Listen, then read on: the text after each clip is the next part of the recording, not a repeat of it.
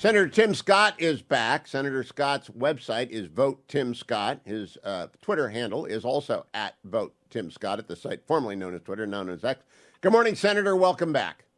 Good morning, Hugh. I hope you're doing well this morning. Well, I am, but I'm worried about my beloved GOP because it looks like the House GOP is going over the cliff, Thelma and Louise style. What do you think about what happened this week?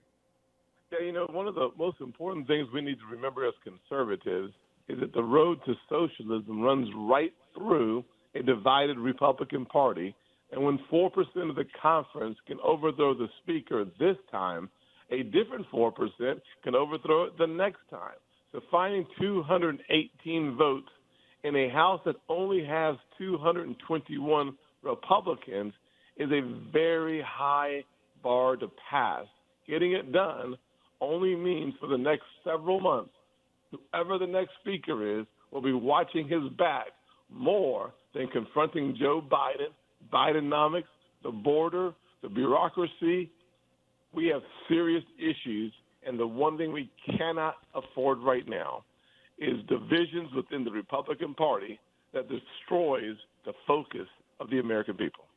Now, Senator, last night, former President Trump, who is the front runner by a lot in the nomination battle, which you're in with him, endorsed Jim Jordan. Jim's a friend of mine. And of course, I like Steve Scalise quite a lot. They're both friends of the program. I know you know them both well as an alumni of the House.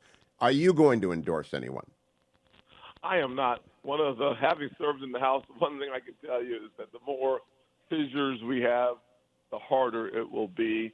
I believe that the members of the House are going to have to decide behind closed doors how to come to 218 out of a vote of only 221. So, Hugh, their task is incredibly difficult, and their divisions are deep. So solving that problem will take unity from within, and the more pressure we put on them to make a decision and stick with it for the rest of this election cycle, no matter the outcome, we have to make sure that the enemy that we are fighting is on the other side of the aisle, not on our own house. It's such a self-destructive act, Senator. I'm just wondering, last question on it. Do you think there's a chance that some of the 8 change their mind and they bring back Kevin McCarthy, having seen that they shattered a machine that you just can't put together that quickly? No. I think some of it was just a personal problem. There are political issues, there are challenges in leadership, and then there are personal vendettas. I think what you saw was the execution of a personal vendetta. You cannot put that genie back in the bottle, and I would imagine Kevin McCarthy doesn't want to go through that again. He has said he is not running for speaker ever again, and that is a tragedy, whether you like Kevin McCarthy or whether you don't like his leadership. The one thing we had was a unified conference for 9 months, and that is very important. Going forward, whoever the next speaker is, I hope they stay with that speaker and keep the focus on eliminating 40% increase in gas and 20% increase in electricity and 20% increase in food costs since Joe Biden has taken office. Or the border. There's so much we should be talking about, Senator. Let me ask you one last thing on this. Do you think, because they can't, I don't know how they get this done in a week. Do you think they might name Patrick McHenry Speaker on the condition that he resign in a month after this is sorted out? Because, I mean, it's going to be chaos if they leave that vacant, and every Republican will suffer in the country. Well, there's no doubt. The good news about having Patrick McHenry as the temporary speaker is he understands and wants it to be temporary. From everything I've read and all the House members I've talked to, that would allow us to have stability through this next deal that is November the 17th. We have another cliff that we are hanging over, and getting through that cliff will require us to focus our attention on the challenges brought to this nation by Joe Biden and the radical left. If we can keep our focus on the ball, we could unite our country and our party around the conservative principles that have made us the greatest, most successful nation on earth. I want to turn, Senator, to Vivek Ramaswamy. I had him on yesterday. In the last debate, you brought up his investment in China. I brought it up, as did Nikki Haley and Ron DeSantis and others. I brought it up to him yesterday. He didn't think he was treated fairly in the debate. But he did talk a little bit about his investment. I sent you that transcript, so this isn't an ambush. What did you make of his response? Are you satisfied with clarity on Vivek and his China money? Well, no, because there's really it's still a murky pool to look into. But the truth is incredibly important. His departure in February of this year, having still been affiliated and associated with the company he started, profited from, and frankly, the same family that paid Hunter Biden millions of dollars was his partner, that should raise antennas all over the country. I'm glad, frankly, that he didn't back away from that answer, to be honest with you.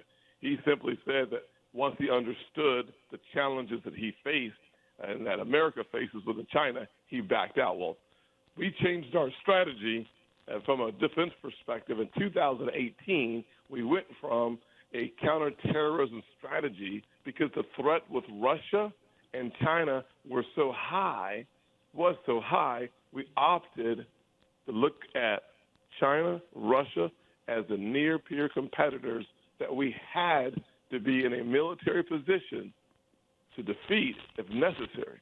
So that kind of clarity 5 years ago is really important. So what questions beyond what I asked him yesterday does he need to answer? I asked him if he thought he'd been in any way compromised by the CCP. He was a vehement no.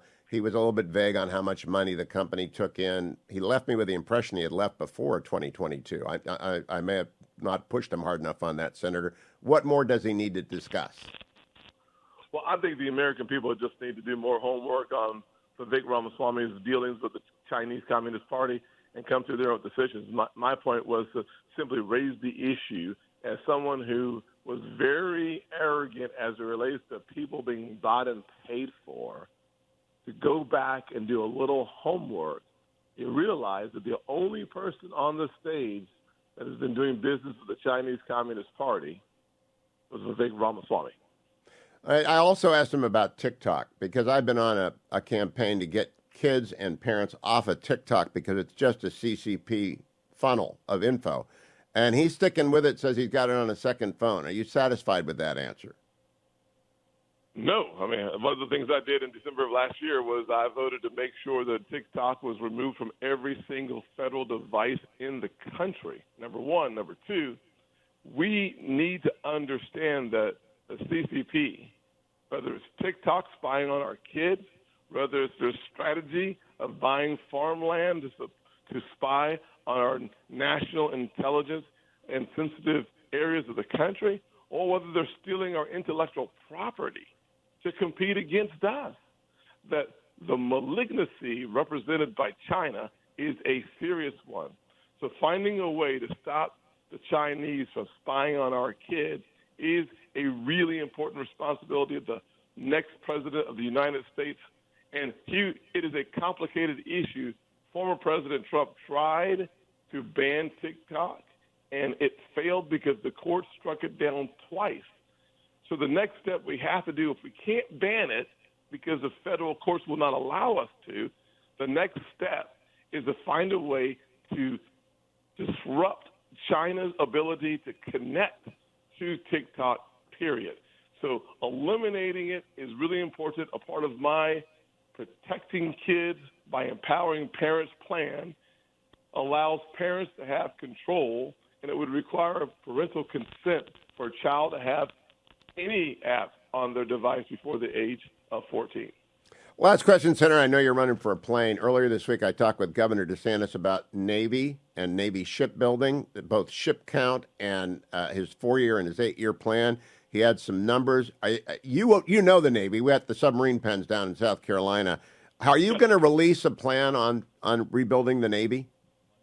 We have a holistic plan on the importance of refocusing our military to be focusing on lethality and coming home safe as the only priorities of our nation. The one thing you've seen over the last several years is that our Navy fleet has been growing smaller and smaller. Many experts have said we need between 350 to 375 overall in our fleet. We have retired more than we have built. We have the same problem in our Air Force where the planes that our pilots fly are oftentimes older than the pilots themselves. In our Army, we're missing our recruiting numbers. A lot of work to do. I will pick up the military with you next time, Senator. Safe travels to you today. Thank you for joining me. Vote Tim Scott is Senator Scott's website.